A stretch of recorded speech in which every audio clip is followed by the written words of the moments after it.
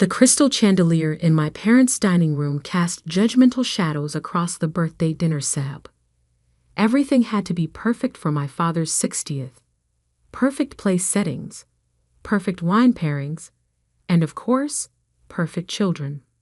Well, almost perfect. Olivia, darling.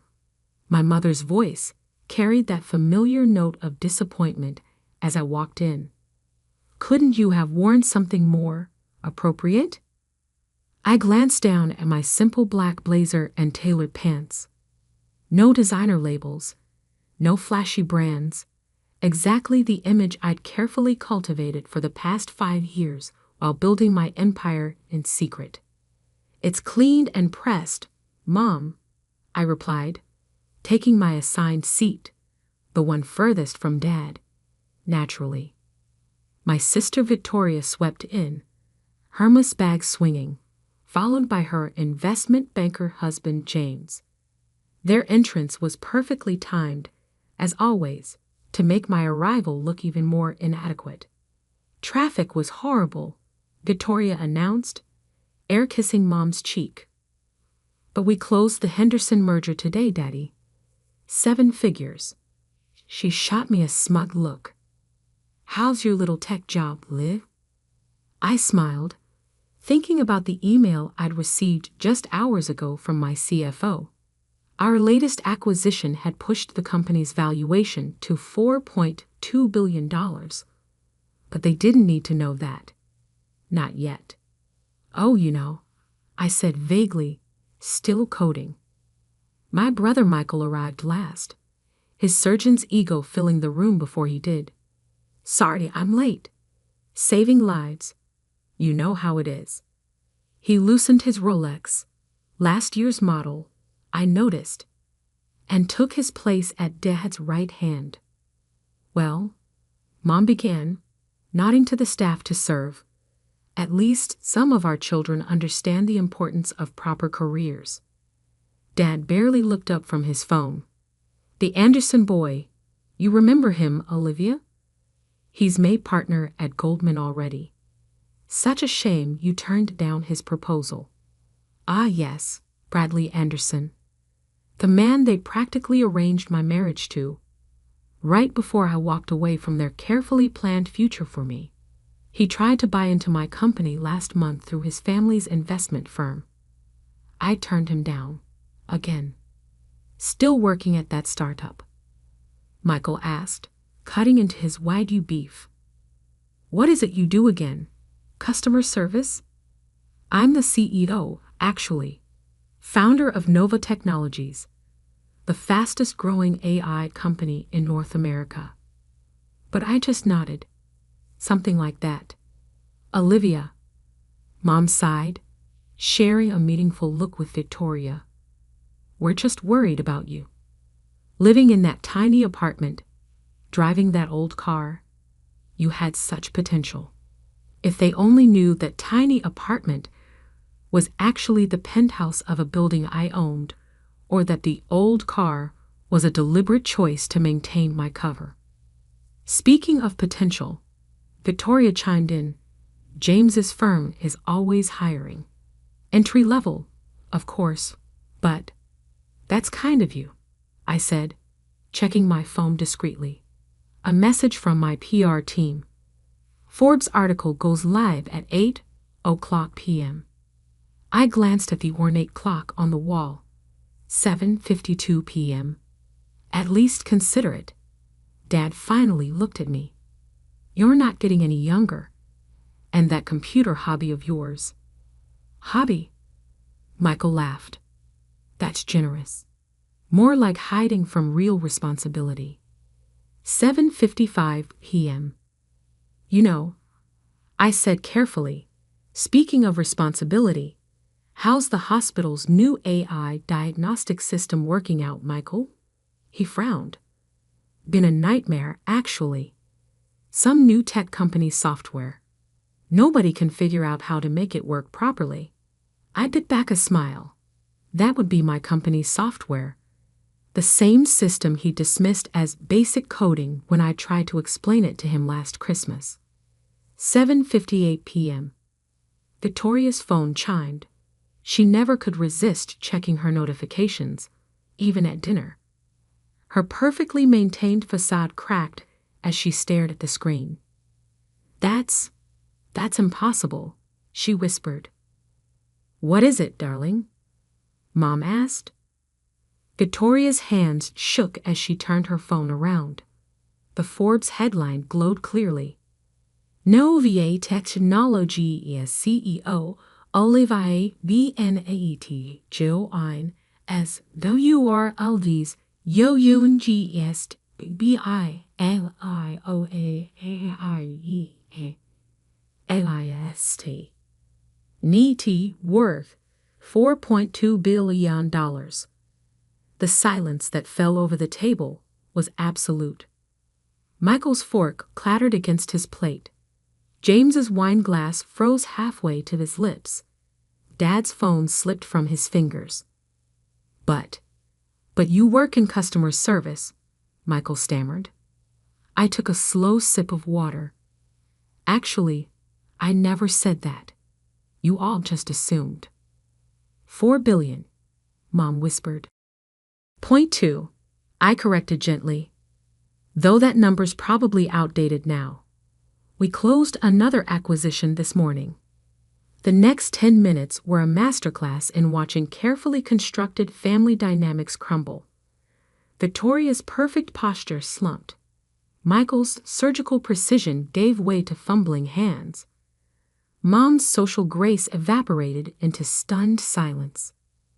"Let me understand this," Dad finally spoke, his investment banker instincts kicking in. "Nova Technologies, the AI company that's been all over the financial news. The one revolutionizing medical diagnostics." I nodded toward Michael, who had gone pale. "The same company whose stock your firm tried to get allocation for last month." I smiled at James. "That's mine. I built it." But you live in that small apartment in Brooklyn," Victoria sputtered. "I own the building, actually. And the next 3 buildings on that block." I took another sip of water. "Though technically, they're held by one of my holding companies." James, ever the investment banker, recovered first. "We should discuss investment opportunities. My firm has extensive experience in tech sector wealth management. Like the experience you used to call my idea juvenile at the Christmas party 3 years ago," I asked quietly. "Right before you advised your clients to short our stock." He paled. Those shorts had cost his clients millions when our stock tripled after the IPO. "Darling," Mom intervened, her social conditioning reasserting itself. "You should have told us. All this time, struggling alone." "I wasn't struggling, Mom. I was building." "There's a difference." I checked my phone again. 17 missed calls from Bradley Anderson already. Word travels fast in finance circles. "The hospital contract," Michael suddenly blurted. "The AI system. Did you approve it personally?" "Yes. Though I did recuse myself when your name came up in the bidding process. Conflict of interest, you understand." Victoria's phone buzzed again, probably her social circle exploding with the news. She had built her influence on being the successful sister. That narrative was crumbling by the second. "We should celebrate," Dad announced, switching smoothly into proud father mode. "I'll call the club, arrange a proper announcement dinner." "Actually," I cut in, "I have an early meeting tomorrow. We're launching a new neural network that could revolutionize cancer detection." I glanced at Michael. "Your hospital might want to bid on the trial program, assuming you can figure out how to work with basic coding." Mom reached for my hand across the table. "Sweetie, we always knew you were special." "Did you?" I stood slowly. Because I remember being the disappointment. The one who turned down Bradley, who left Goldman Sachs, who played with computers instead of following the family plan. That was different, Victoria protested weakly. We didn't know. Exactly. You didn't know because you never asked. Never looked past the surface. Never thought that maybe, just maybe, the quiet one in the family had something worth building. James cleared his throat. About those shorts, perhaps we could discuss. Your firm's position? Already handled. Check your office email. Our legal team sent over a settlement proposal this afternoon. We've been planning this revelation for a while. The room fell silent again. They were finally seeing it. All the pieces they'd dismissed, all the hints they'd ignored, assembling into a picture they'd never imagined. The Anderson proposal, Dad said slowly. You turned it down because I was worth more than his family's entire portfolio even then. And because he, like everyone in this room, thought success only looked one way. I gathered my things. The simple bag that cost more than James's car. The cheap foam that was actually a prototype from my company's new tech division. Happy birthday, Dad. The gift I had delivered to your office this morning. It's 1,000 shares of Nova Technologies, pre-IPO price. Worth about $30 million now. I smiled. Consider it a return on all those years of disappointment. As I walked to the door, Victoria called out, Liv, wait. Sunday brunch. We always do family brunch. I turned back one last time. Check the business news tomorrow morning. After our neural network announcement, I might be too busy managing my new net worth. It's expected to double. The last thing I saw as I left was Mom reaching for her phone, probably to call her society friends. Finally, she had something to brag about. Too bad it wasn't the story she'd spent years trying to write. The week following Dad's birthday dinner was a study in chaos theory. How one revelation could completely upend an established system. My phone logged over 200 missed calls from family members and their associates, each one more desperate than the last to establish their new position in my life. I sat in my real office, not the modest workspace they'd imagined, but the entire top floor of a gleaming Manhattan skyscraper, reviewing the aftermath. Your brother's hospital has submitted an expedited bid for the neural network trials, my assistant Emma reported, scrolling through updates. And your sister's PR firm has sent 3 partnership proposals. And Bradley Anderson? I asked, though I already knew. 6 meeting requests and a marriage proposal via email. Emma smiled. He emphasized his family's strategic alignment with your vision. I turned to the wall of windows overlooking the city.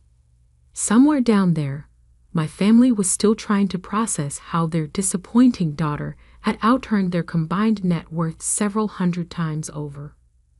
My phone buzzed. Mom, again. Darling, the Wellington Charity Gala is next week.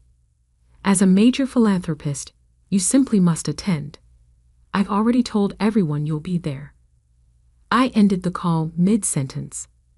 The Wellington Gala, where they'd seated me at the young singles table last year, far from the important donors. Emma, what's the status of our Children's Hospital initiative? She pulled up the details. Ready to announce. $2 billion in funding, state-of-the-art AI diagnostic equipment for pediatric care units across the country. Schedule the announcement for next Thursday, the same night as the Wellington Gala. Exactly. Just then, my sister Victoria burst through the office doors, designer handbag swinging wildly. Her face fell as she took in the space. The minimalist luxury, the quiet power, so different from her showy workplace. You can't just ignore everyone's calls, she exclaimed. Do you know what this is doing to the family? I gestured for her to sit. You mean what it's doing to the family's narrative? She sank into a chair, deflating slightly. Mom's a mess. Dad's trying to tell everyone he guided your investment strategy. Michael's hospital board is furious. He didn't know about the connection. And James? She paused. Lost his year-end bonus over those shorts? I finished. Actions have consequences, Vic. Something our family never quite grasped. Why didn't you tell us? She whispered. Would it have mattered? When I tried to explain AI architecture at Christmas, you all talked over me about Michael's new yacht. We didn't understand. You can try to understand, I corrected. There's a difference. My phone buzzed again. Dad this time, probably with more investment advice I didn't need. The neural network announcement next week, Victoria said carefully. James's firm would love to handle the PR. Already handled. By the same team you said was wasting their time with my little startup last year. She flinched. But, I continued, there might be something else. She leaned forward eagerly. The Children's Hospital Initiative needs community liaisons. Real work, Vic. No shortcuts. No family favors. Interested? She blinked, processing the offer. You trust me with that? After everything? I'm offering you a chance to earn trust. Different thing. After she left, Emma brought in the latest market reports. Nova Technologies stock had jumped another 15% on rumors of the neural network breakthrough. Your father's shares are worth $40 million now, she noted. Good. Maybe he'll finally stop telling people he funded my startup. The next few weeks brought more family attempts at reconciliation. Mom tried hosting a casual dinner with all her society friends. Michael suddenly discovered a passion for AI technology. Dad sent detailed investment strategies I'd already considered and dismissed years ago. But something else happened too. Victoria threw herself into the Children's Hospital project, showing real talent for community organization. Michael's hospital became a leading test site for our medical AI, with him actually reading the technical manuals. Mom still tried to set me up with eligible bachelors, but now she at least asked about my work first. 3 months after the Forbes article, I stood on stage accepting the Technology Innovation of the Year award. In the audience, I spotted my family, not in their usual front row seats, but quietly supporting from the middle rows. They'd finally learned that true success doesn't always need to be center stage.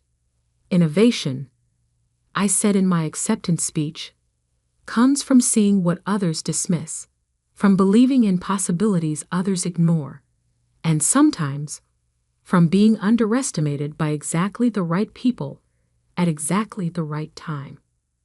Later that night, alone in my office, I opened an old email, the one where Dad had detailed all the reasons my AI company would fail.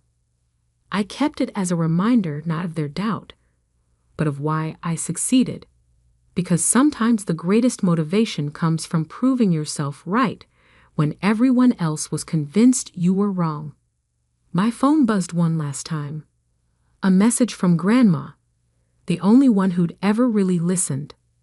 They see you now, dear, but you saw yourself all along. That's what really matters. And she was right, because success isn't about making others see your worth. It's about never letting their blindness define your vision. The next morning, as New York City woke up, I was already in my office, working on our next breakthrough. Because $4.2 billion wasn't the end of my story, it was just the first chapter they happened to notice. Sometimes the biggest disappointments turn out to be the greatest successes. You just have to be patient enough to let them see it for themselves.